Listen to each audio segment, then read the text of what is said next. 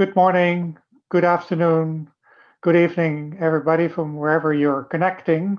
Welcome to this virtual policy seminar on local versus global, the role of trade in building food system resilience.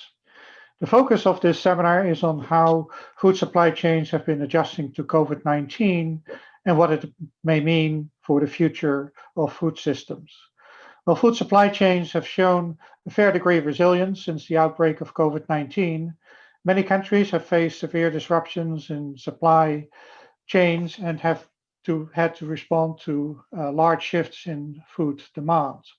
Some countries have responded with protectionist measures in the form of export bans on key staple foods aimed to protect domestic consumers while depriving those abroad. While only a few countries resorted to such measures, it did stir a discussion and created controversy regarding whether food systems strongly connected with global value chains are not more vulnerable to disruptions than more localized food systems.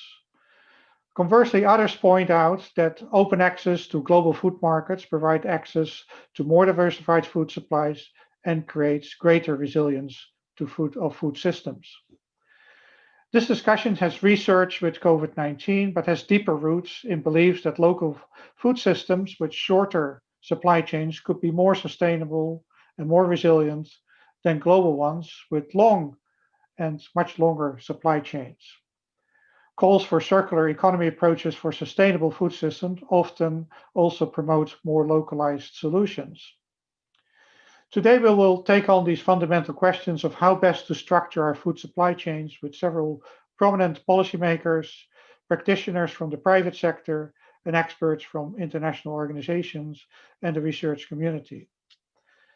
I will ask them to give us their perspectives on whether it's better for food system resilience and sustainability to prioritize the strengthening of localized supply chains or to seek deeper integration in global markets. At today's policy seminar, we will proceed as follows. We have interventions from 5 panelists, starting with Mr. Guido Landheer, the Deputy Vice Minister of Agriculture of the Netherlands, and who will speak on behalf of Minister Schouten to introduce the Netherlands' approach to a circular economy for agriculture and the food sector and what this means for the role of international trade.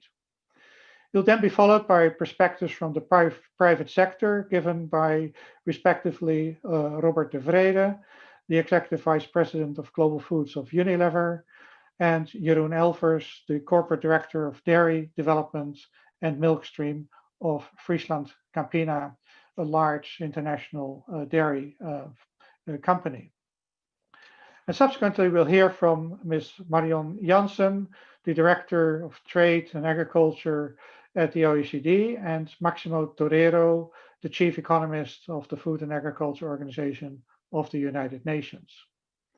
After that, we will take questions from you, the audience, and also give the opportunity to the panelists to react to each other. IFPRI's Director General, Jo Swinnen, will then give his closing remarks. To raise a comment or question, please do so at any point during the seminar. But I would like to remind you, all watching online, that you can submit your brief questions on ifpri.org, on Facebook, LinkedIn, YouTube, or by using hashtag AskIFPRI. So without further ado, let's start our discussion and start with Mr. Guido Landheer, as I mentioned, who's the Deputy Vice Minister of the Minister of Agriculture in the Netherlands. Mr. Landheer, in March 2020, Agriculture Minister of the Netherlands, Carola Schouten, posted an invited blog post on IFPRI's website. She made a strong plea for a circular economy approach in transforming Dutch agriculture. She wrote that, and I quote, "Circular agriculture aims to minimize inputs of concentrated feed and chemical fertilizer, as well as outputs of harmful substances and waste. Residual products from one chain are feedstocks for another. We try to close the loop as locally as possible, within a company, at the local level, within the Netherlands, or across national borders. But the motto is, do it locally if possible, and regionally or internationally if needed. End of quote. So, Mr. Landweer, thinking post-COVID-19, can you explain how we should interpret this approach in practice, knowing that the Netherlands is the second largest exporter of agricultural products in the world? Does the circular economy approach mean that Dutch agriculture will now first focus on closing the production cycle locally first, before considering what it means for cross-border trade? Over to you. Well, thank you very much, Rob. And good morning. What you said. Good morning, good afternoon, and good evening. Thank you for giving me the floor. What you're mentioning is that the Netherlands is the second exporter in the world, and I would like to say that there's never been a policy goal. It is probably more an outcome than a policy goal. One of the key factors of this outcome is that we are a fairly small country with scarce resources like land, and so we have to learn to innovate, and that is also the outcome, is that we have an innovative agriculture sector. And it means also that what it was a policy is that we focused on cooperation between academia, the industry, and the government. And we have an open, trade-oriented population in the Netherlands. So these are the backgrounds of a fairly successful agriculture sector. And our food production is incredible intense, but also incredible efficient. And it is good enough that we can feed our own population, but it's also good enough. Well, we also play an active role in feeding the world, which was described in National Geographic a couple of years ago. And that was also because of our technology. For instance, also the greenhouse horticulture, and which was also mentioned, and we are very happy with all these international attention. It was mentioned by the Netflix movie of David Attenborough, Life on Our Planet. So we are quite successful, and we are focused with our agriculture sector abroad. So we focus internationally. So, but our success has also a downside. You see in the Netherlands that, like many other countries, that our biodiversity is declining, our soils are degrading, and we need to cut our CO2 emissions. So the burden of our production system and natural environment is too heavy. So to keep the Netherlands as pleasant to live in, we have to do things, and also we are committed to the UN SDGs and also the Convention on Biological Diversity and things like that. So that was a little bit the background, that we had to find new ways to do our agriculture in the Netherlands. And what you mentioned, that 2 years ago, a letter to Parliament was sent about the background and the goals of the circular agriculture, or the closed loop agriculture. Basically, we are working towards a system where residual flows are reused as much as possible, and the use of new resources are kept to a minimum. So we have chosen a new way of agriculture. And sometimes it's also very difficult, because sometimes we are no man's land, and sometimes also we have tough discussions with the population, especially also the farmers in our country. But our minister is dedicated to, this cabinet is dedicated to find a way to a sustainable agriculture. So we focus now also a lot on research and on pilots. We have many research projects for having healthy soils, sustainable production with less use of chemical pesticides, and a focus on more innovation. For instance, the CRISPR-Cas to get resilient seed production. So as part of the circular agriculture is also closing the loops to get it more locally. And yes, local food and local loops is getting is important part of the circular agriculture. Local food can help. It's good for sustainability. It's good also for the community and to have it in the countryside. It's good also to support your local farmer, local shop, and these are really important things in the countryside and especially in the villages. And we have seen local food getting more popular in these times of COVID. We think that right now the local food in the Netherlands, it's about regional food consumption is about 5% of all consumption, and we think that there's a potential to get to more to 20%. So that means 20%. If you say, is it or local food or international food? No, it's and. So we don't think it's versus, but we think it's and, because if you see right now, 75% of our production is exported, and 75% of the land which has been used for Dutch food consumption is located abroad. So that means that local food is not enough to feed, well, probably to feed our country, but not enough to feed also and to fulfill the challenges with the growing world population. So we think that local food production and consumption is really important, and that is an important part of our policy focus. But it is not enough, and it means that we will be still open for international trade. That's where we are strong at. Our industry, and we have some representatives also of the industry which are international oriented, and so we will be international also in the future. But it also means that we try to change international trade, what is possible.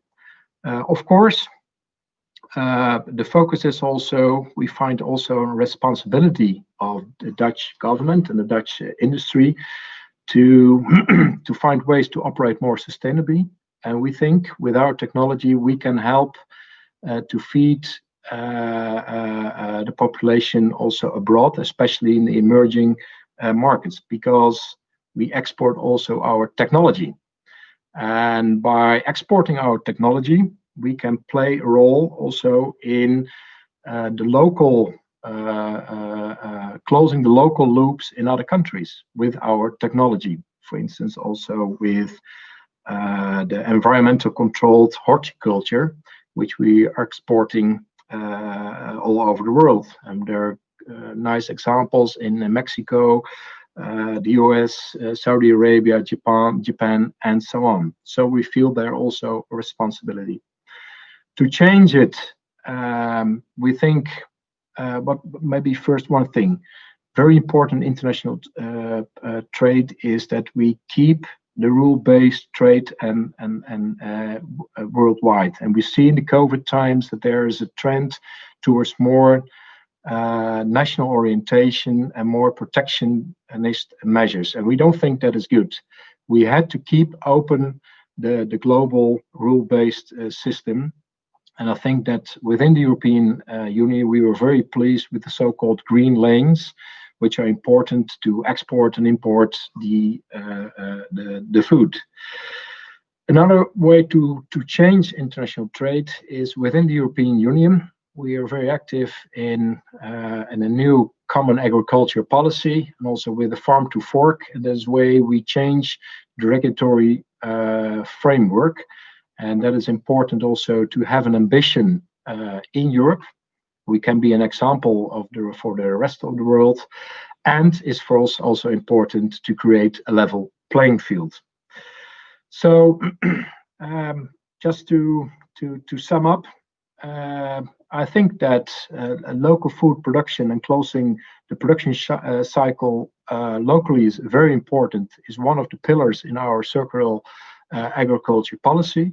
But we have to keep the market open because the Netherlands can play an active role in food security worldwide. But we have also an ambition and the will to change and to get international trade more sustainable.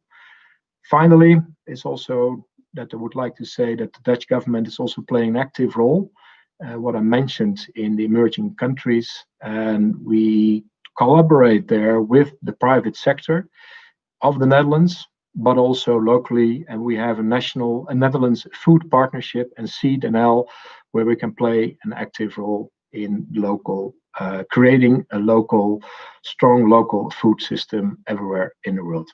Thank you very much, Rob.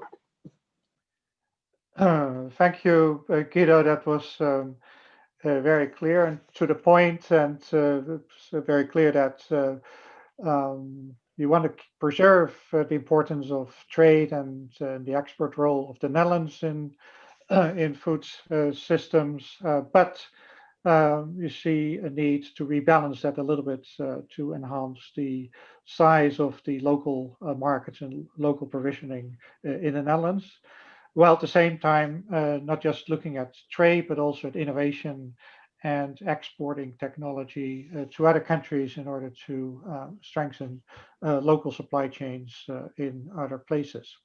So thank you very much for that first introduction and setting the stage.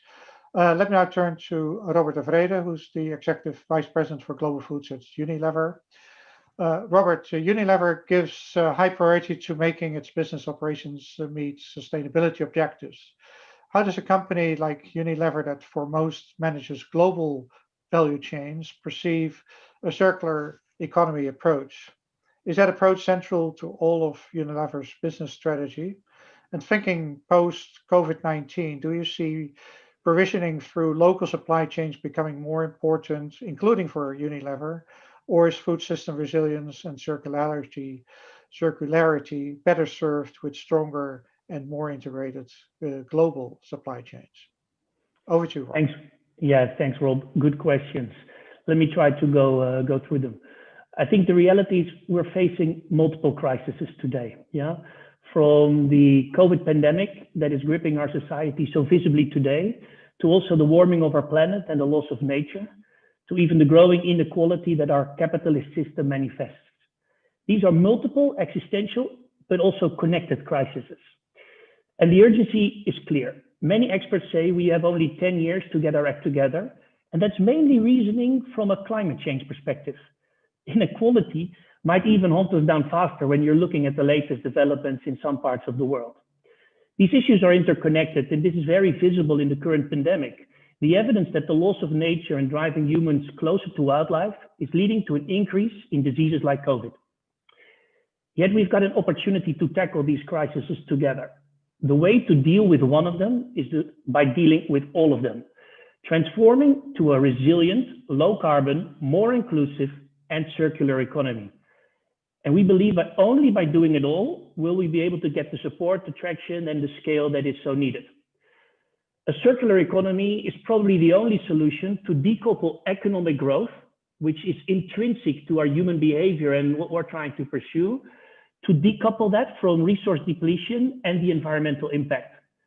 But it can also help to drive a more resilient and more powerful economy. We believe we need to shift with three things: shift more towards circular feedstocks, shift more towards regenerative agriculture, and closing the loops on plastics. Now, it might not be on everybody's awareness when you're looking into the public debate at the moment, but 30% of our greenhouse gas emissions come from agriculture, and even 70% of the freshwater use consumption. So let's dive a bit deeper in the regenerative agriculture part.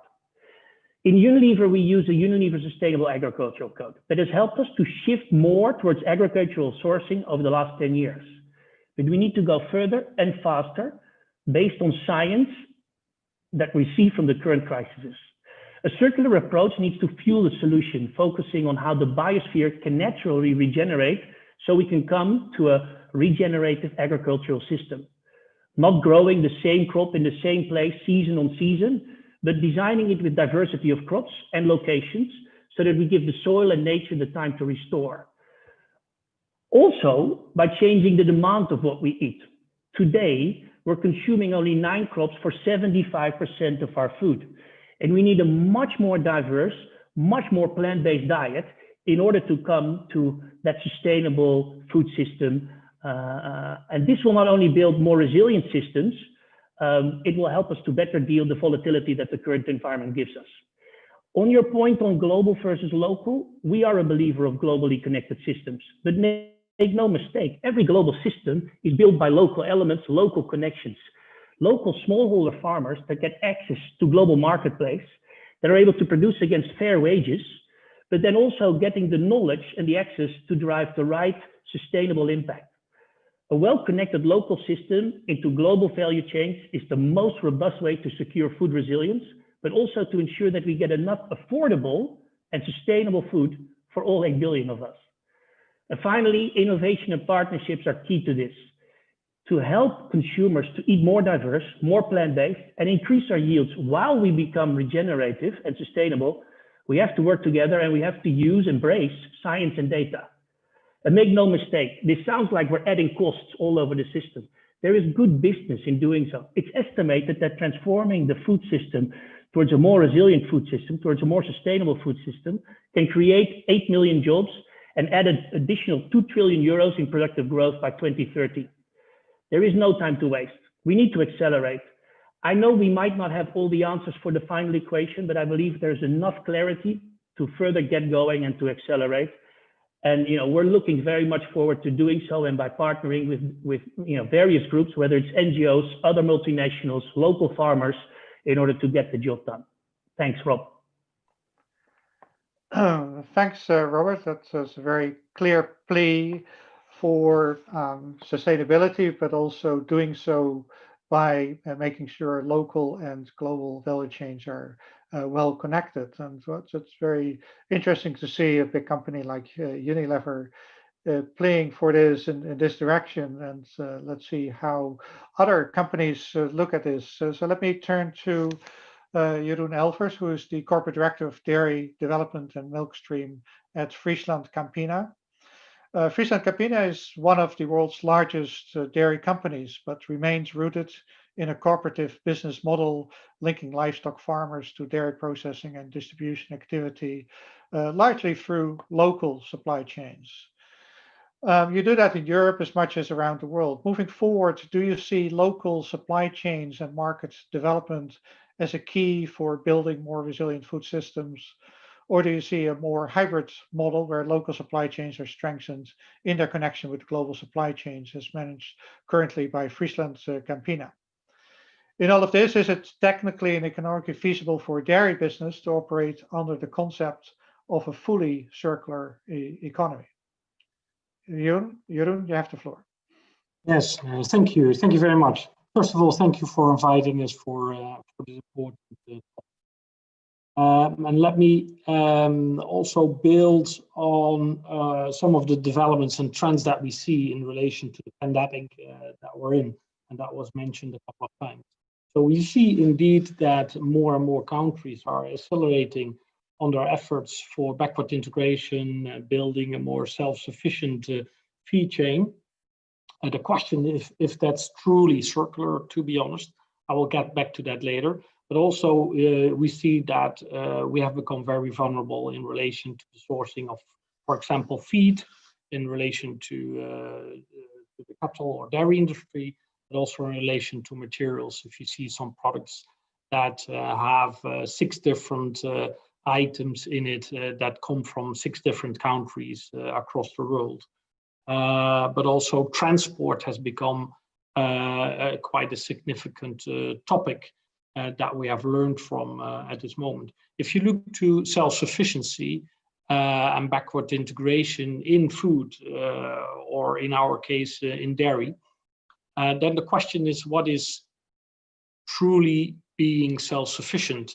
If you build, for example, large-scale farms, an example is China, and there you see indeed a huge increase in local produced dairy, but then you become extremely vulnerable of the import of feed for your dairy cows. And we saw that in COVID times that actually that became an issue. Are you then truly self-sufficient? And is that the right definition of circular? So also building on what Mr. Land here and Mr. Vrede said is that what we truly believe in is in what we call the golden triangle. So a very strong partnership, cooperation between knowledge centers and the government, the public sector, and private companies. We see very good, the Netherlands is a good example, but also, to be honest, China, but also countries like Pakistan. We operate in Pakistan. Not everybody knows, but actually our business there is based on 100% local sourced produced dairy. But there are also other examples. Also building on what Mr. De Vrede says, to be honest, is that yes, we have to deal with a pandemic at the moment, hopefully just at the moment. And yes, we have as mankind a huge challenge on our environment, our responsibility for the environment. But also we have a very fast growing world population that needs food. And that is why basically as part of our Nourishing a Better Planet strategy, we basically invest in our global dairy development programs, and that's in 8 countries that we operate. Is there we source dairy locally, and there we support smallholders, small dairy farms, family farms, helping them, supporting them, and with investments on producing good quality dairy to help them to improve their productivity. And yes, there we pay a fair price, and we basically collect that milk, we process that milk, and actually we bring that to the market. So it's a full dairy value chain in this case in those countries, and that helps on a lot of different topics. In this case, we help farmers with a better income. This creates prosperity, but also very important social stability. If you look to countries like Nigeria, a huge population, growing fast, from origin a very strong agricultural sector, and there for us it's very important to support these local farmers, these communities, in developing a very strong, sustainable dairy value chain. At the same time, the population there is growing very fast, and the population and the need for dairy with a high nutritional value is growing faster than the production that is being developed in those type of countries. So you see, it's a constant balancing. So if you talk about circular, we talk about circular unless. We constantly look to the optimal situation depending on the circumstances in a certain country. And that could be on climate, that could be on the availability of infrastructure, that could be on the availability of knowledge. And depending on these specific needs and availabilities, we depend on how we build a strong dairy value chain in those countries, with 3 important pillars: energy and climate, biodiversity, and animal health and welfare. These are 3 very important pillars that we see for building a sustainable and what we call a circular-based dairy value chain. So that's very short in summary, an answer to your question, Rob. Thanks, Jeroen. So I guess a good example of how an international company can focus also on strengthening local supply chains.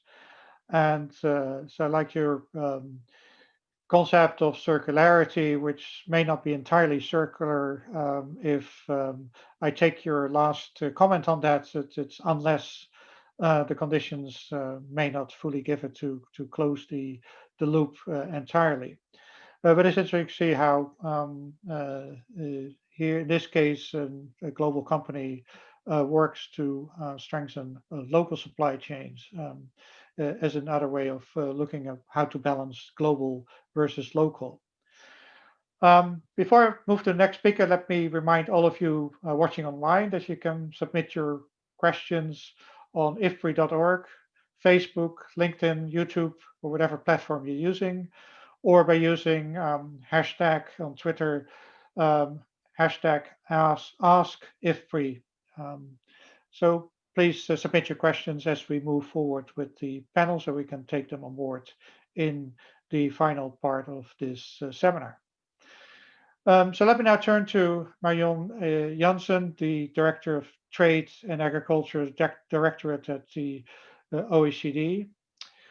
Marion, the OECD, together with the World Trade Organization and other international organizations, have been quite active in making sure that agricultural trade channels were kept open and countries refrained from imposing trade restrictions in response to COVID-19.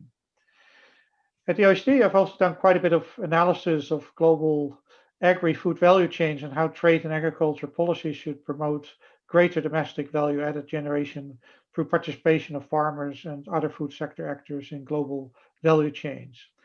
This is a correct summary of the OECD's perspective that, especially for developing countries, the development of domestic agri-food supply chains is well served through integration of into global value chains. If so, what conditions need to be put in place for a fair value-added sharing in those connected supply chains? Marion, you have the floor. Thank you, Rob, and thank you very much for inviting me to participate in this seminar. Allow me to start by making reference to this COVID-19 crisis and to your first comment that we have been very active in trying to ensure that markets remain stable and remain open. And I think I would like to do this because I think we have seen in agricultural markets a great and very positive example of how policymakers were able to build back better after a crisis. Some of you may remember that the 2008-2009 crisis at some stage had the name food, fuel, and financial crisis. The food was there because in that period we saw huge fluctuations in prices, markets being closed, export restrictions being introduced, and there was a real concern about access to food for importing countries. In this crisis, this big turbulence has largely been avoided. And that was, we believe, to a large extent because the G20 asked governments, asked international organizations to work on better systems of information on agricultural markets. We have worked with FAO, under the lead of FAO actually, on something called the Agricultural Market Information System. And when markets started to panic during the COVID crisis, when some countries started to introduce export restrictions, we were able to say, please calm down, don't panic, harvests have been good, there is enough food available, stay calm. And that very much contributed, we believe, to keeping markets stable and to avoid a lot of what we were calling a food crisis 10 years ago. So policymakers are able to learn, and let's hope we will use this also to build back better after this COVID-19 crisis. This crisis will not leave us unaffected. We have been doing some work at the OECD to assess how COVID-19 will affect food systems. And I'm saying this because we look nowadays, when we look at food systems, at three aspects together. And here I'm coming back to a point Robert made before. We do not only look at how does a policy, or in this case, a crisis, affect incomes of farmers, we also look at how does it affect access to food, nutrition, that's a social aspect, and how does it affect the environment. And what we expect is that this crisis, very much through its effect on bringing GDP down, on the general effect on reducing economic activities, it will affect revenues of farmers quite significantly in the short and medium term. We are thinking of looking at negative effects of 8 to 10%. It will have an effect on access to food. Nutrition intake will go down by 1 to 1.4%, in particular in developing countries. You asked about those countries. On the positive side, less agricultural activity, and there I'm coming back to points made before. In this case, has a good repercussions on CO2 emissions, we see less damage to the environment. So we are looking increasingly at how these three areas, economic, social, and sustainably interact. And we are notably doing this in a publication we will launch on January 27 that looks at better policies for food systems.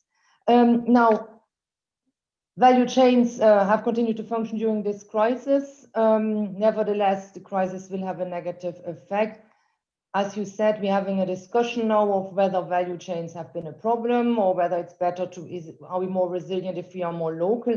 Our work tells us, our assessment simulations tell us that going fully local is definitely not an answer. We have been doing simulations on whether going onshoring everything would make you better off and less vulnerable. The opposite is the case. But nobody will be surprised about this. We heard also Guido Landher say, maybe we go a bit more local, but we will stay open and more local. In particular, small countries, if you're thinking about reshoring, everything becoming fully independent, it's impossible, but it makes you very, very vulnerable. Every local shock, think of a bad harvest in 1 year, makes access to food for your entire population a big problem. So we would definitely expect that we will always be thinking of systems that remain open for trade, for exports and imports, in order for not to be totally vulnerable, exposed to shocks, and in order to be resilient. Does global integration in global value chains help for developing countries, or is it better to be a direct exporter? There are two advantages we are seeing from being part of value chains. First, during a crisis like this, it's often a structure within value chains that is most resilient. And private sector actors definitely learned also from the 2008-2009 crisis. They have strengthened their risk management systems, and we have seen value chains being pretty resilient during this crisis. Smallholders, suppliers into value chains can benefit from this.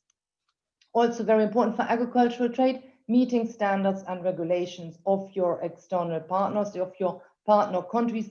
Often lead firms in a value chain help small suppliers with this by passing information on, but sometimes also by supporting them financially. So being part of a global international value chain is a good thing. Last but not least, and I will finish with this, you asked about fairness. Is being part of a global value chain fair? How fair it is will very much depend on how the value chain functions and what policies are in place in different parts of the chain. Our membership mainly consists of industrialized countries. We are advising our countries in order to help agriculture, but also maintain a level playing field, move away from price support, move away from support directed to outputs, go towards more R&D, more research, more education, and towards more rural infrastructure. I believe that this is not only good for our members, but will also make trade fairer for developing countries who participate in global value chains. I will leave it here, and I thank you. Thank you so much, Marion. That's a very clear perspective of basically you have to, as also others have said, find a proper balance between locals, have strong local supply chains, but we cannot do it without good international trade rules and have an important role for trade. And then seek how we can make sure to steer that in sustainable direction. So I think, well, we seem to have quite a bit of agreements on those points across the various presentations, so much less controversy perhaps, but maybe the big question is how we should seek that balance. Let me move to our final panelist, but not the least one, Maximo Torero, the Chief Economist at the Food and Agriculture Organization. Basically to address the same question, but Maximo, FAO has always stressed the importance of international trade for food stability, resilience, and food security, and even more so in response to COVID-19. At the same time, FAO also supports the idea of a circular and solidarity economy that prioritizes local markets and seeks to strengthen short food circuits as they can increase the incomes of food producers while maintaining a fair price for consumers. So how would you compatibilize these two perspectives from the view of FAO? And wouldn't this entail contradictory priority setting when you support countries? Over to you, Maximo. Thank you very much, Rob, and thank you all. Let me share a little bit, a few slides in these 5 minutes that I have. First, I think it's important to start by saying that I don't think it's local versus global. I think it's local and global. There is no contradiction and no opposition between them. And let me explain why. Because essentially what we care is to resolve this problem. This is what we care today. So we have 3 billion people that cannot afford healthy diets. And we already know what it implies in terms of reducing NCDs and so on and so forth. But we have to do this taking into account that the environment has to be improved, so reduction of emissions, and that we use our natural resources in the best possible way, more efficient way. So we have less resources to produce more at a cheaper level so that these people can access to healthy diets. And that's the issue. And if this combines local and global, I think that's the solution to the problem. I don't think we can argue that countries like Cape Verde, for example, that doesn't have any source of water for agriculture because it doesn't have any river, only have oceans, will be able to produce everything that it needs. It requires to import food from other countries. And this is what we are observing in the world. What we are observing in the world, that global agri-food value chains have increased. And of course, the trade has doubled in terms of 1995. But not only that, the COVID-19 has affected initially some issues of trade, but I will show you the latest results we have in terms of imports. But the logistical problems have been resolved.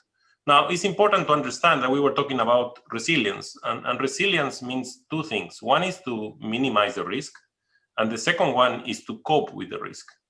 And minimizing the risks has not too much to do with global or local. Minimizing risk means One Health approach, means having more predictive power of the potential problems, and trying to find tools to minimize that risk or that uncertainty. But coping with the risk is where we need to create the changes to be able to accelerate the process to resolve the problem that we have on healthy diets. Now, if we look at global value chains, we know that over 1/3 of all agri-food exports forms part of a value chain that involves at least 3 countries. That's the definition of a global value chain.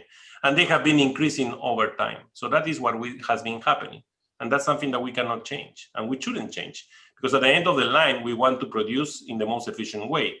It doesn't make too much sense to a country stop producing cattle, which is producing extremely efficient, like New Zealand, for example, because some other country like Kenya, which is not producing efficiently, will create more emissions, will replace those cows that New Zealand was producing. We need to find a solution to the global public good problem, which is emissions, and we need to increase efficiency in the way we produce. And that's not goes against trade. On the opposite, it enforces the importance of trade to use the resources in the most efficient way. Now, this is how many countries trade more than 35% of their food through global value chains. So this is the situation. And most of it is related to cereals, of course, is related to high value commodities like meat and fish. It's less to vegetables, more to fruits, but vegetables are the ones that move the shorter distances. And there is a reason for that. And today I know that we can produce locally vegetables close to cities, which is where the bigger demand it is because we can do horizontal farming and it's cost effective to do horizontal farming. So again, technology helps for the commodities that make sense to be produced locally, and that's what Wageningen is doing and was mentioned before. But other commodities like fruits, because of seasonality and the weather conditions I need at different times of the year, will be impossible to do locally. And those are the ones that we need to keep trading and increasing the efficiency in the way we trade and increasing the efficiency in the way we use our natural resources. And this final graph is just showing what happened as in the first half of the year, 2019, and in the second half of the year in 2019, but also in the first half of the year 2020. So if we compare the first half of the year of 2019 with the first half of the year of 2020, this is an import bill that created a lot of, it was very difficult to develop, significant methodologies behind, but basically it shows that the commodities for which global trade underwent the highest contraction in the first half of the year of 2020 compared to the first half of the year 2019 can be regarded as highly income elastic, consisting of beverages, fish products, and some extent livestock products. These traded commodities conceivably have been substituted with domestic products. But on all the others, if you see at the bars between the blue and the gray column, we are basically the same, despite of COVID-19, showing the importance of the import bill of trade and showing the importance of trade right now, despite of the logistical problems. So if I want to cope with the risk of a situation like COVID-19, I need to improve my logistical efficiency.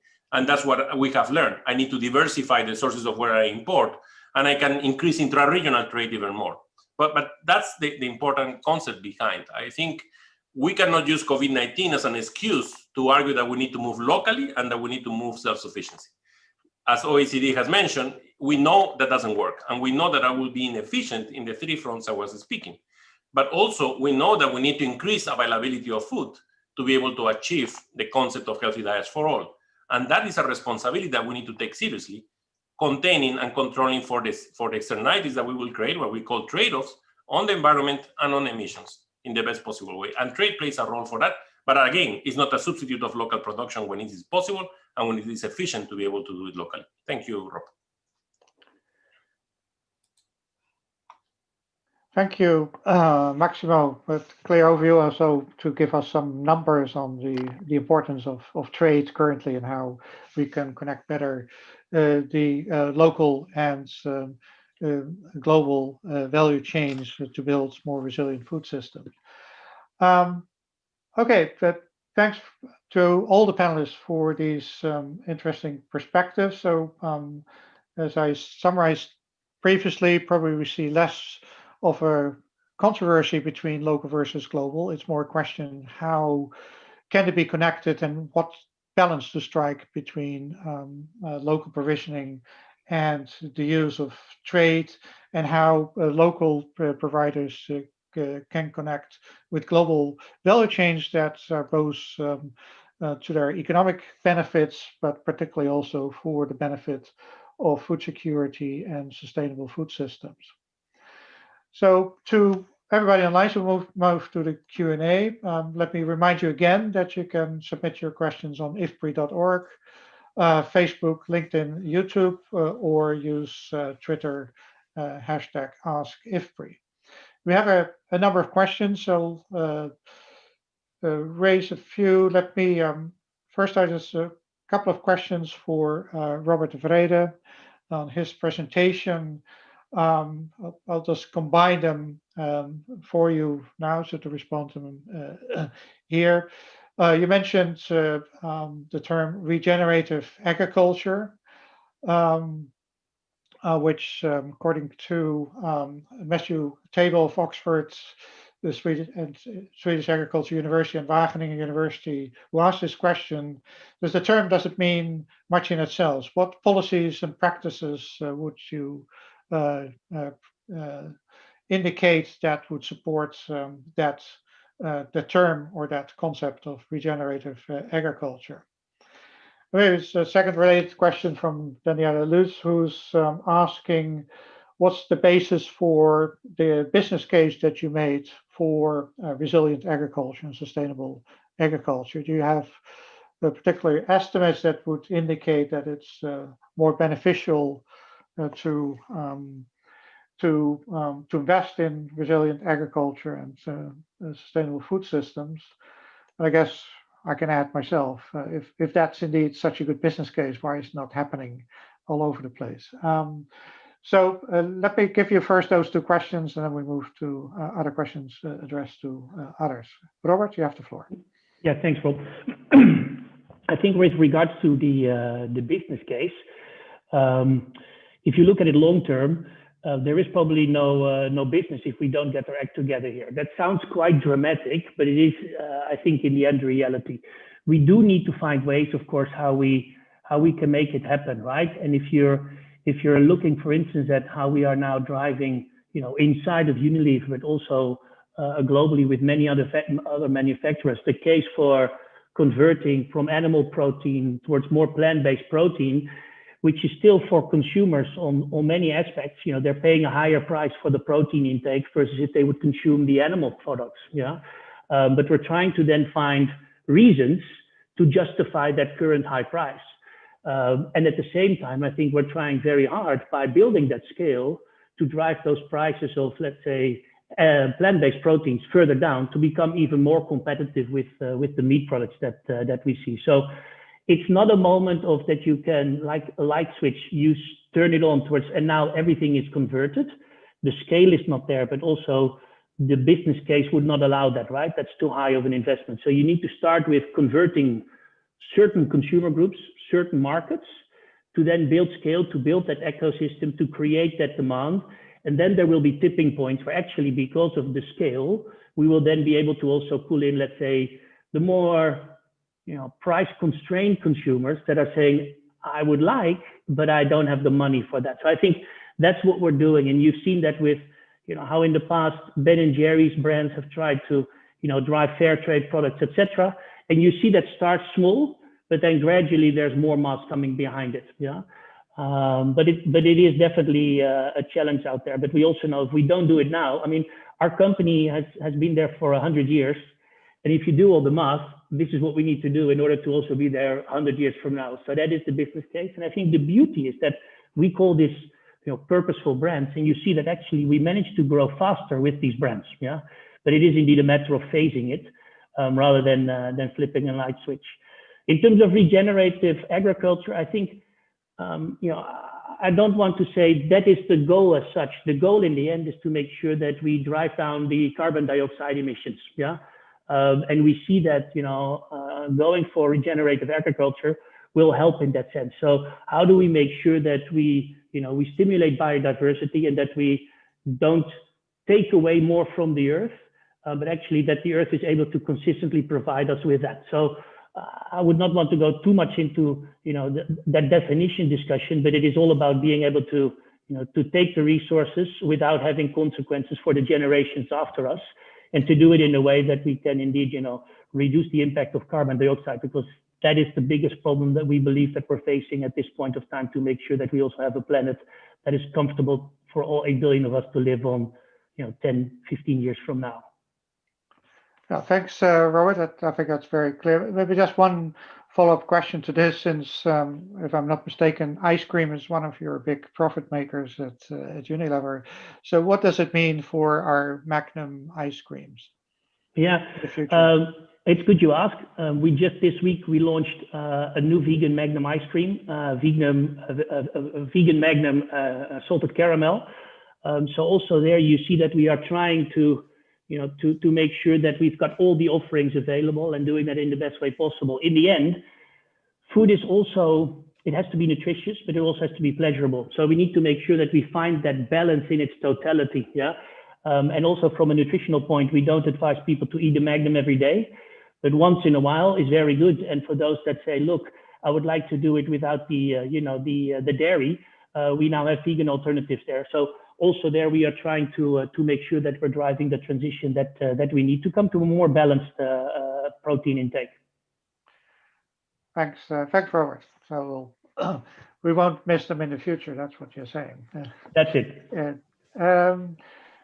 Okay, there's a question here from Mashwood Sandy, who asked, and maybe best let me direct it first to Guido, is to what extent is agroecology being practiced to combat climate change and food security? And maybe more asked the question in relation to how does that concept of agroecology sit with the circular economy concept that's promoted by the Dutch policy? Guido?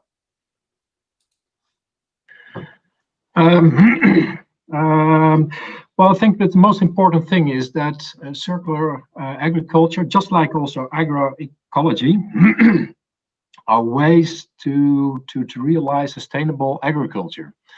And we have a lot of discussion also in the Netherlands. Is circular economy of agriculture, is that a goal, or is that a means to realize a sustainable agriculture and a sustainable world?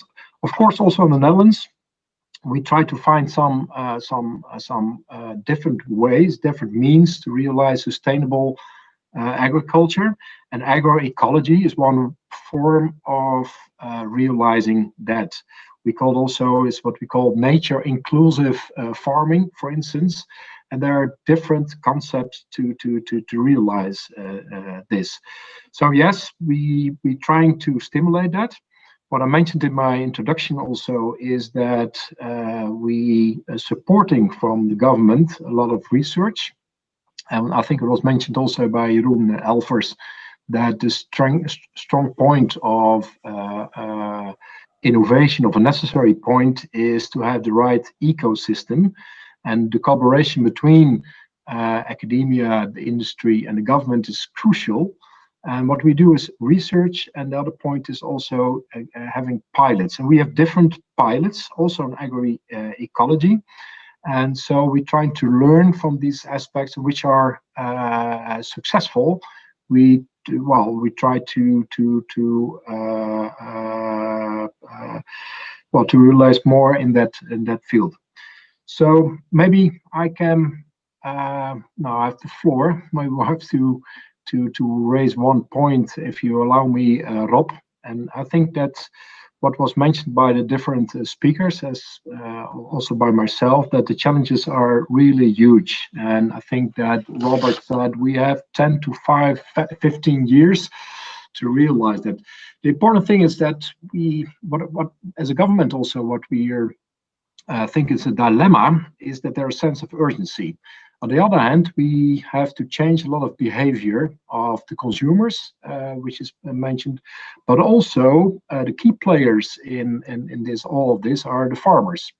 And what we see in the Netherlands, but I think it's not only a typical point here in the Netherlands, we see worldwide, because of the transition and what we try to realize these ambitious goals, is we need also farmers, consumers on board, especially the farmers. It's important, and that we try also to realize with the CAP, the Common Agriculture Policy of the European Union, to give them the earning capacity which is necessary to get them on board to make that transition. So we're speaking a lot about challenges, and that there's a business case for the sector, but there need also be a business case of the farmers.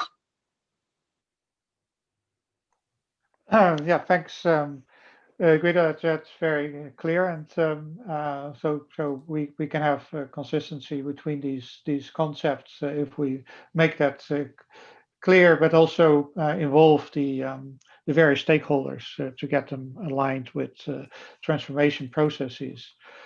Let's take a few further questions that have come in. Maybe here's one. Maybe it links a little to your final answer to engage, who to engage in this conversation.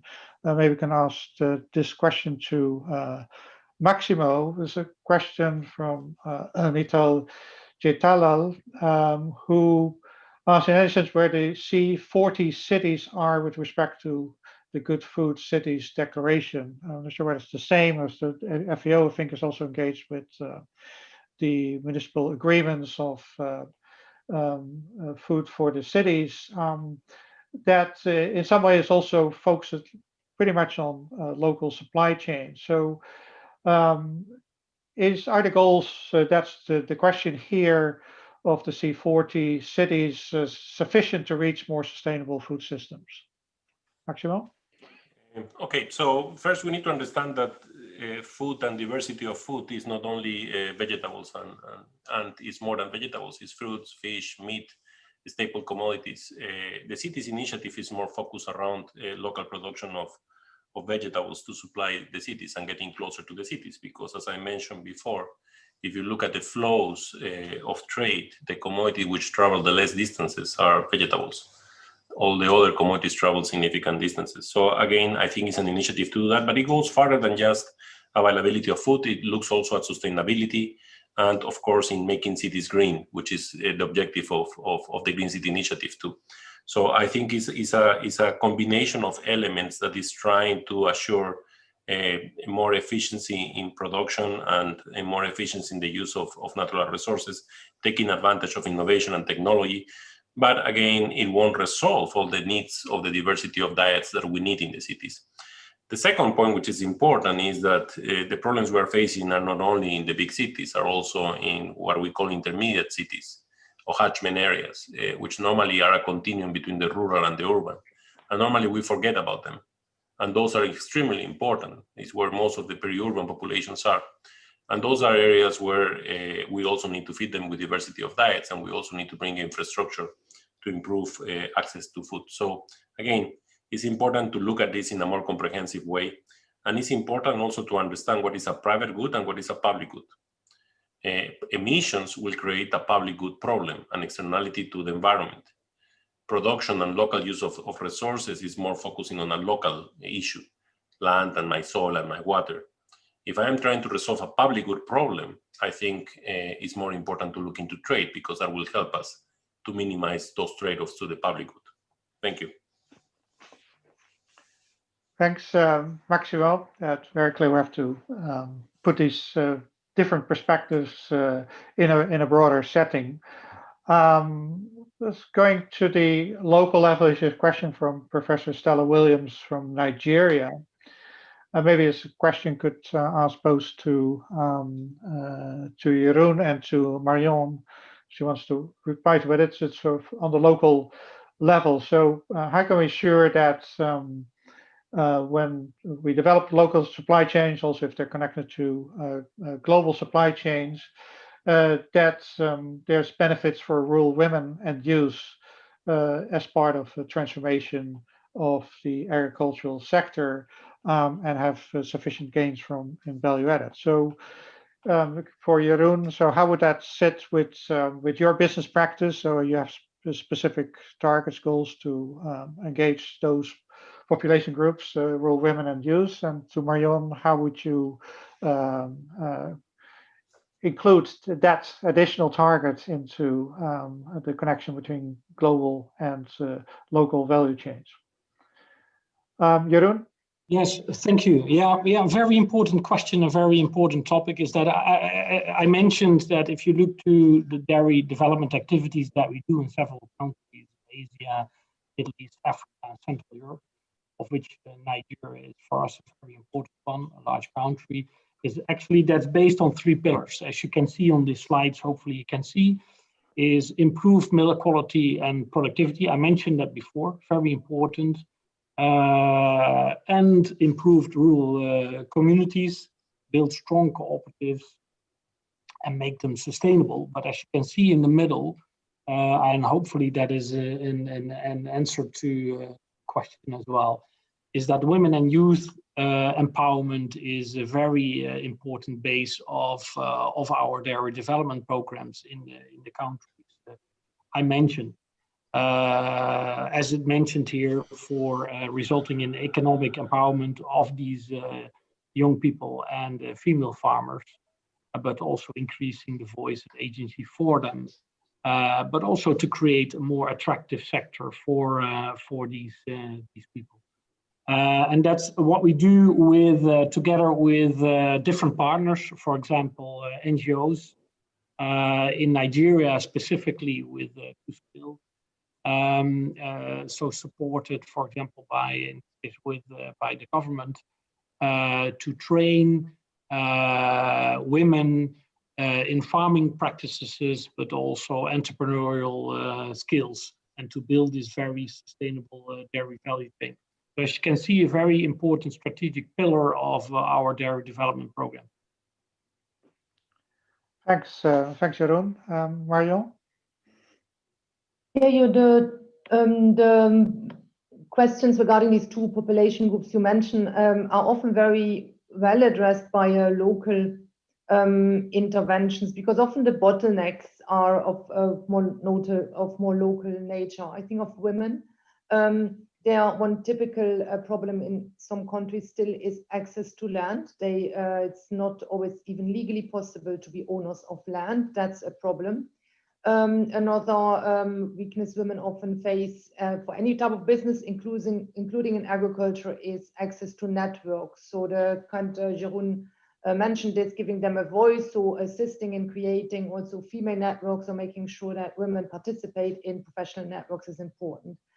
For youth, it's education that is a specific aspect. And here I would like to come back to a place that was several times mentioned in this discussion, Wageningen. The Netherlands has this very well-known and very strong tertiary education institution, University Wageningen, that deals with agriculture. That's very rare in the developing world. And often it's assumed that if your father is a farmer, you can be a farmer as a son or as a daughter. You don't need to study anything. So making sure that skills are transmitted to the young generation is important for youth. Last but not least, what both population groups, women and youth, have a specific problem with is access to finance. If you need to invest in your business, for instance, to make it more climate resilient, that's where they are often not well positioned to speak to bankers, to speak to people in the financial sector, and that's where they sometimes require assistance. Thanks, Marianne, and Jeroen also for those answers and how we could address that issue. I have a question which is, well, first addressed to Robert, but so I suppose Robert and Jeroen to react to this. This is from Syed Irshad Shah, the Ministry of National Food Security and Research in Islamabad in Pakistan. The question is, multinational companies are working on sustainable food systems, circular economy, etc., in a developed country context, but ignoring the same approaches in developing countries. Is this due to strong regulations in developed countries, and why you don't do it in developing countries? So first question is that true from your perspective, but is it indeed the case that you feel more pressure from regulations your countries to do something in this direction than you see from developing countries? Robert, you first, and then Jeroen. Yeah, I don't think it's there's regulations that much that differ. I do think it's the affordability of many of the propositions that we use to drive this transition. Yeah, and you see that consumers in what we then call developed markets are already much more sensitive and open to include that, let's say, in the mix that they're looking for. But you're right, from a total volume perspective, we also need to make sure that we get the emerging markets on board. I think in many of the cases, how we're now trying to drive, let's say, from animal protein towards more plant-based proteins, it is also more of a developed world problem. You see that in many of the emerging markets, animal proteins are to a much lesser extent so significant in the diet. We are doing things. If you're seeing, for instance, in Africa, how we're trying to, there is a protein deficiency in its totality, but rather than offering meat replacers, because many of these groups actually lack meat in their current diet, it's much more about how can we make sure that there's sufficient amount of protein in the diet that they consume today. So in many of the meals that they are eating, how can we enrich that with protein? And then, ideally not using animal protein, but plant-based protein from the start. But I think the biggest factor is indeed this pricing point, and we need to get that equation right. And it's more difficult in emerging markets, where it's much more sensitive and the majority is on a much lower income level than in a developed market. But in both cases, we need to get that equation right. And we are driving that across. Yeah, so I think that's also there a matter of time and innovation that will help us to further unlock. Yeah. Thanks, Robert. Jeroen? Yes, thank you. I'm not 100% sure if I understood the question correctly, but actually, if it's a mixture. It's a mixture of different reasons that could be due to certain regulations, but also depending on a certain situation of the market, a specific needs or consumer behavior. As an example, in our case of dairy, there are certain countries where there's a bigger desire for fresh-based or local produced dairy or products, for example. Could be import or tax related issues or trade barriers, but could also based on the availability of infrastructure, or for example chilled based route to market and infrastructure. So it varies very depending on the situation of a certain country and the history at that moment. Thanks, Jeroen, and also to Robert for addressing that question. I've now two questions to Maximo, but also ask Marianne to respond to that if she wishes to. The first question is from Insa Flaxbart, who says that she agrees 100% of protectionism and trade restrictions would not be the solution to making food systems more resilient. However, trade is also not always generating the benefits it promises.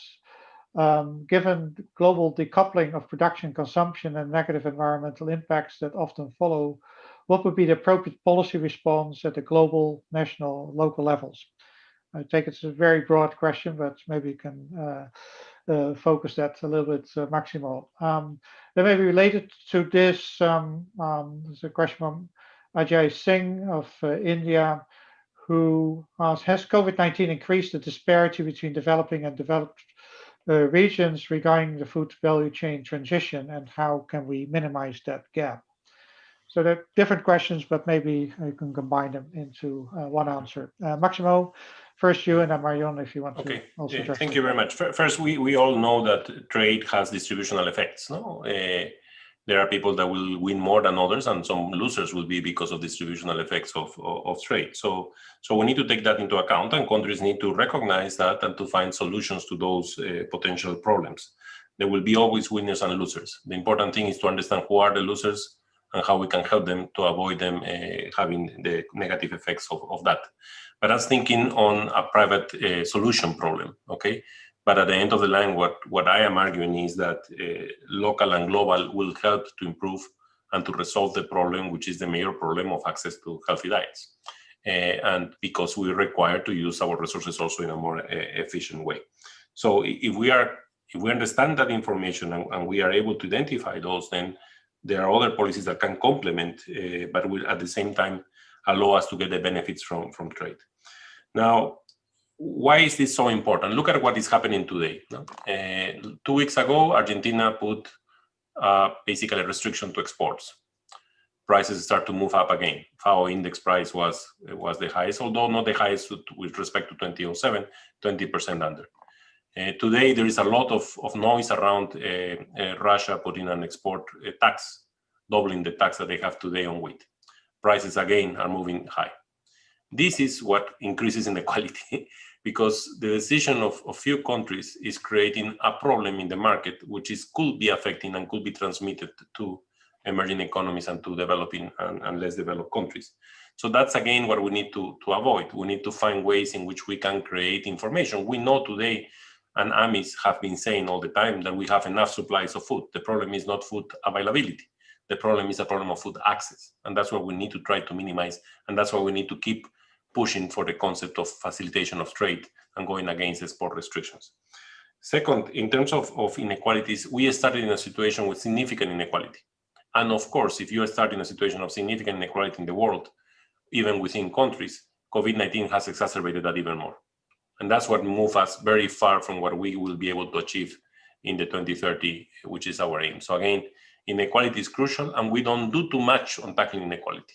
And that's why we need to change the way we think in terms of not only focusing on SDG 1 and SDG 2, but also trying to focus on SDG 10, which is how we can reduce inequalities. This is the only way we will be moved out sustainably of undernourishment and of poverty. Thank you. Thank you, Maximo. Marion? Is on what to do to solve this very complex policy challenge. I don't dare to give an easy answer to this. What I did learn when we have been discussing these issues about food systems is that apparently our experts continue to believe that the old 10 Bergen rule continues to hold. If I have 3 policy objectives, I need at least 3 policies to meet all 3 of them. So if you want to make your farmers, ensure farmers have incomes, that your inequality is not too much increased, and that we are environmentally sustainable, you need to have 3 policy interventions that are aligned. That's at least a rule of thumb.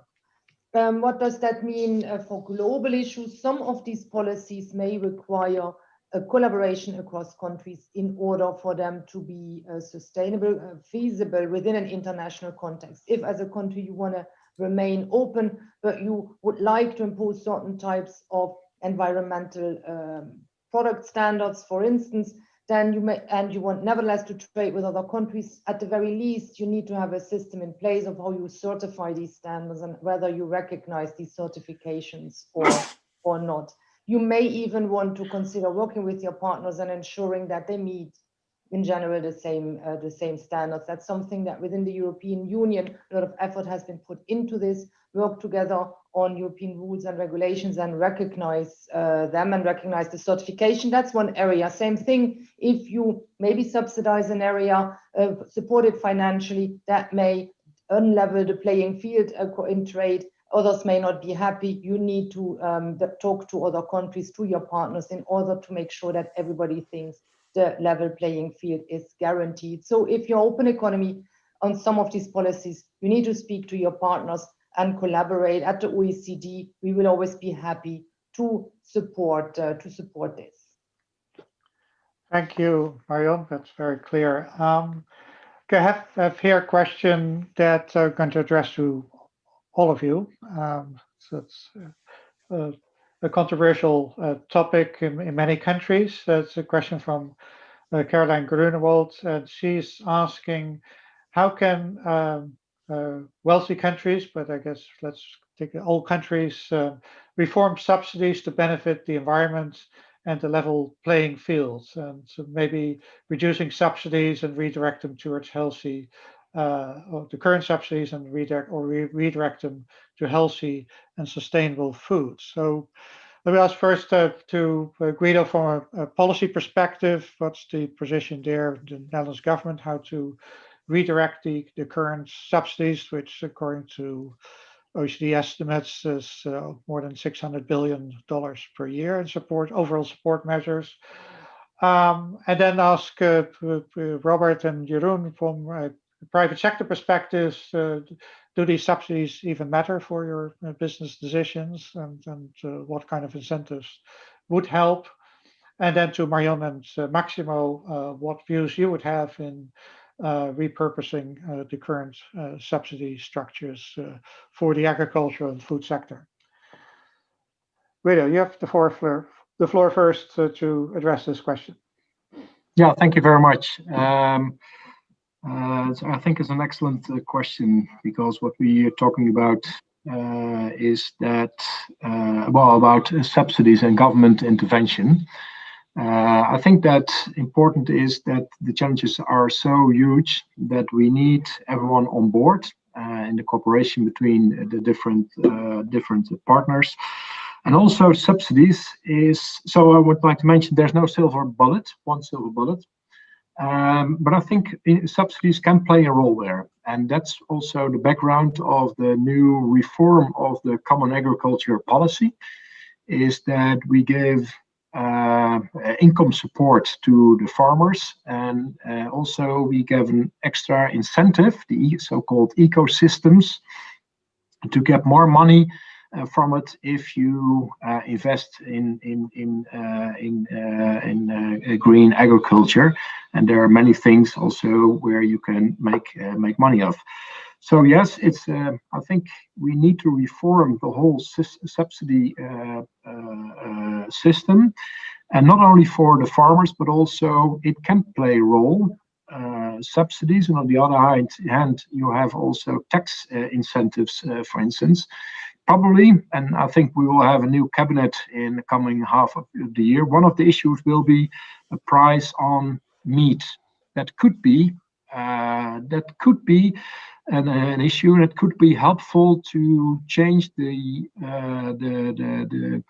role and the behavior of consumers. So I think that government intervention in general, regulation, for instance, but also a financial incentive can play a role in the transformation towards the sustainable economy in agriculture. Thanks, Guido. It's good that that's part of the policy discussion, and see how we can reform those policies. Robert, from subsidies. Yeah, I completely agree with Guido. I think we should only consider to use subsidies to stimulate something if we have a vision that in the end the subsidies can disappear, because they have we have used them to allow the transformation, to build the scale, to test the the economical feasibility of something. As soon as the real scale becomes dependent on the subsidy, it will stay small because nobody has unlimited funds to constantly subsidize beautiful stuff. So I think it should only be used to infuse something rather than a long-term kind of thinking. And also, I think Guido fairly called out, actually we see more downsides from subsidies at the moment. If you're looking at in the EU how some animal proteins are being consistently subsidized, that is not helping the transformation that we are requiring to do. I think at this point of time, we've often see regulations, for safety reasons, but actually being used to, as a combination with tariffs that are prohibiting us to really, make sure that we've got an efficient supply chain and indeed allowing us to, let's say, see the world as a global marketplace and to ensure that everybody is able to compete in. I think that's the bigger restriction, and it would be helpful if there is more common legislation that allows indeed, farmers from across the globe to participate into that global food system, and not because they are lacking some sort of an approval, then suddenly, they're being taken out of the marketplace. And again, safety first, but I think sometimes we see that regulations are being drafted in such a way, in combination with a tariff, that it is indeed counterproductive in that sense. But subsidies, great, but only for transformation and only for stuff that we really believe is necessary, and not to hold on to something that does need to be converted over time, because that's just slowing us down. Thanks, Robert. Very clear. Jeroen? Yes, well, I can only build on that. There's a saying that we use a lot, is that you cannot act green whilst having a red bank account. And with that, I relate very much to the smallholders and the farmers, of course, in this case. So subsidies, not only from the public sector, but also actually from NGOs are very important to facilitate initiatives. Very important that these initiatives are part of a value chain. We like very much the concept of microcredits. And definitely, yes, they can accelerate, but building also what Robert is saying, it should not be the goal in itself. It should just fuel a certain initiative and to become self-sufficient or more self-sufficient, or sustainable investments in the environment or circularity. Thanks, Jeroen. Marion, does OECD have a particular perspective on the current subsidies and how to repurpose them? Oh yes, we do. Subsidies very much part of my daily life. We collect data on subsidies and all kind of economic activities. We are working on subsidies for the manufacturing sector. We have been collecting data on subsidies in fisheries, fossil fuel subsidies, and agricultural subsidies. Agricultural subsidies is the area where we have been publishing data for decades. We have the longest experience, and maybe it's one of the most frustrating experiences that we have gone through, because unlike what Robert said, we have not seen a decline. And including in the type of subsidies that are trade distortive, both trade distortive and not helpful for environmental sustainability. So these bad type of subsidies, it's hard to understand why they continue to exist. I would like to see the current COVID-19 crisis as an opportunity. It's going to be difficult, but we are in a situation where governments are intervening heavily in financially in different types of markets to support producers, companies, including farmers, because we are in a difficult crisis. Support is needed. We see an amount of subsidies being given that we have maybe never seen before. Is a good thing. We need support during the crisis, but maybe if policymakers still have that time and brain space to think about how to design them in order for them to help in the transition, for them to have a long-term effect, in order to bring us towards food systems that are resilient and environmentally sustainable, that would be great. Maybe this period can be an opportunity to not support increases in production do not support prices, but support transition, maybe by supporting different types of logistics, supporting research and development and skills development, and supporting the move towards more environmentally friendly production methods. Thanks, Marion. Maximo, over to you. Your thank you. on SEO. Yeah, so I think first we need to agree. I think that agriculture is one of the most distorted sectors in the world. So it's a very distorted sector. So it starts with an initial condition, which is not the best one. Second, if we look at Econ 101, we know that taxes or subsidies create welfare loss, the famous Harberger triangle. So consumers and producers lose consumer surplus because of that. But of course, there are some times that we need to use them to accelerate innovation or to accelerate things like research and development and technologies to do new things, but they have to be temporal, as it was mentioned before.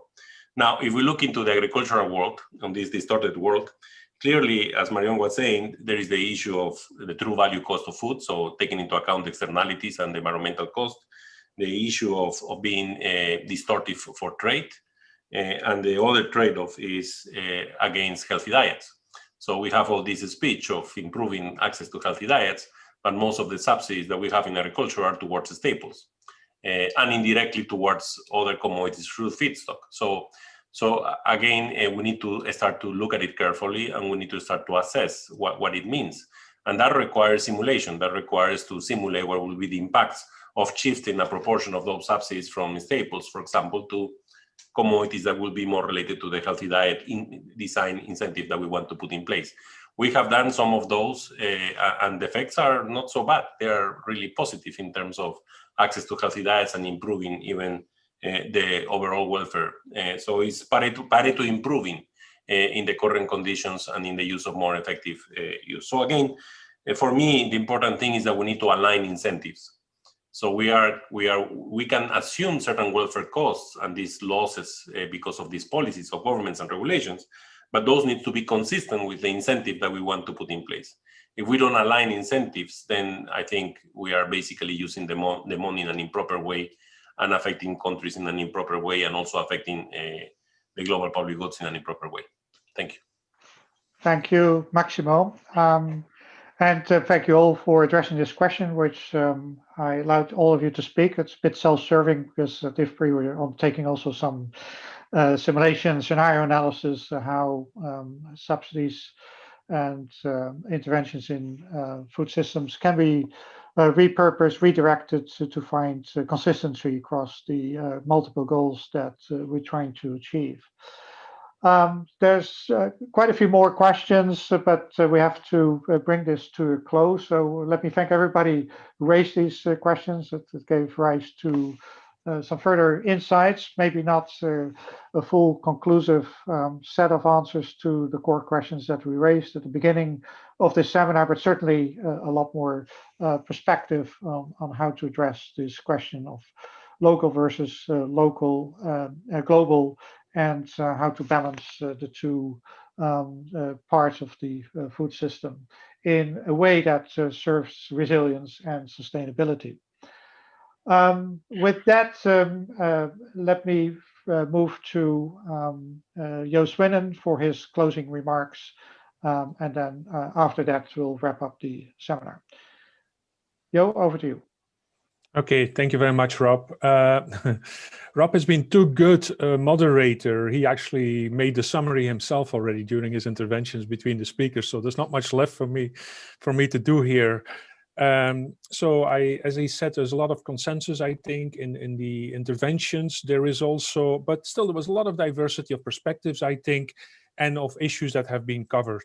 Let me just point out a few that I thought was really important. One is the issue that local versus global is, of course, not a new issue. I mean, it's been around for a long time, and the whole anti or pro-globalization debate has focused on it.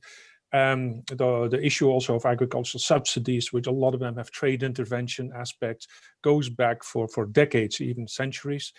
But COVID-19 has brought new attention to many of these issues.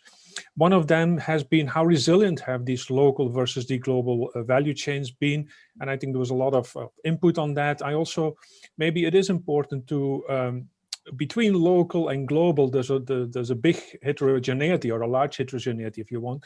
I mean, when we think about local, we think about small, etc. But of course, a lot of the domestic supply chain are not very close. The consumption areas are actually quite far apart from the production areas. So there's a lot of steps there as well.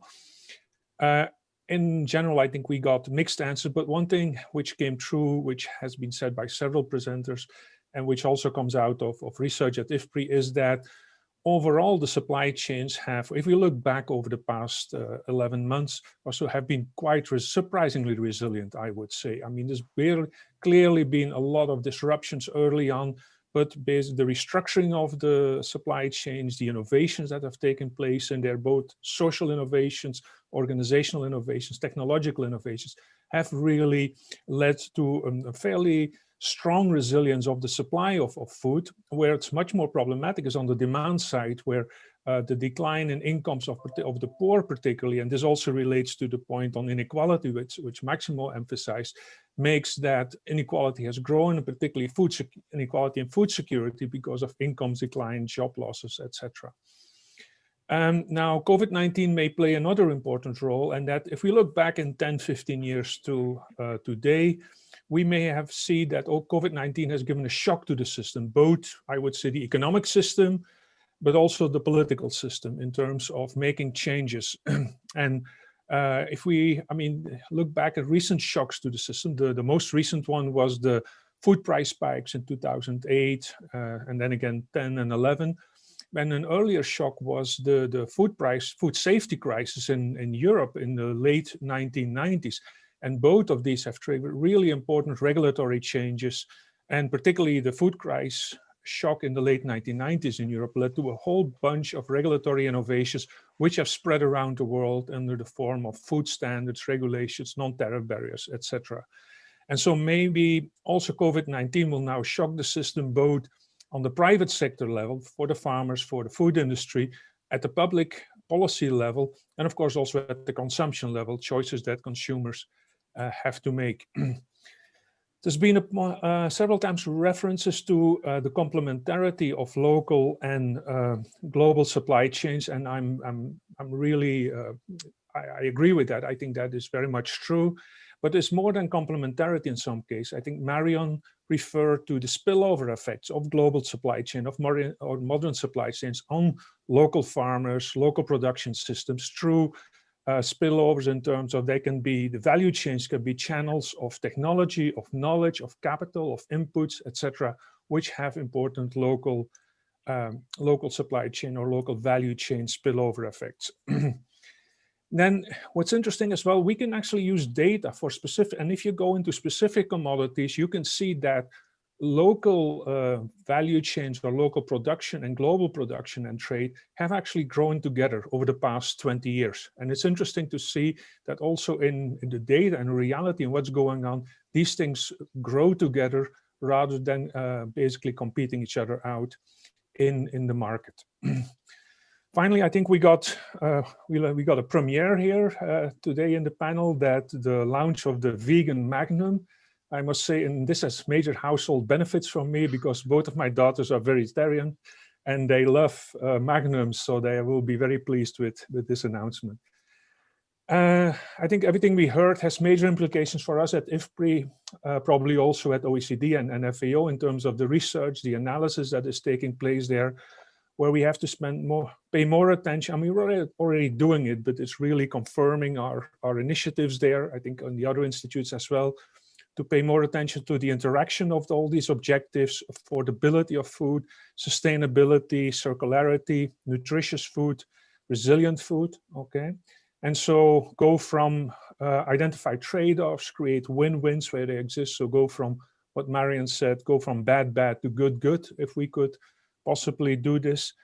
And maybe coming back to the vegan Magnum story, Rob, taste of food, maybe we should look at that as well, because certainly the consumers look at it. So I don't know how you're going to integrate that in your CGE models with your team, but I'll leave that up to you. Thank you. Thank you, Jo, and that's indeed an interesting puzzle you could put in front of us, but we'll find for sure a way to address that in our models, as we always find a way to address new topics in our modeling systems. But that aside, let me thank all of you. Guido Land here, Robert de Vrede, Jeroen Elvers, Marion Jansen, Maximo Torero, excellent interventions. You addressed a lot of questions. You also raised quite a few new questions, and that's good for us, so we can continue our research and support policies and market interventions towards what we want to achieve, the sustainability and resilience, as well as of food systems, as well as keep food affordable for everybody so they can eat healthy at all times in stable ways. So with that, thanks also to the audience. I already apologize not being able to pass on all of your questions, but clearly this is a topic that merits further discussion, and we'll do so, no doubt, in our policy seminar series. So with that, I close this seminar.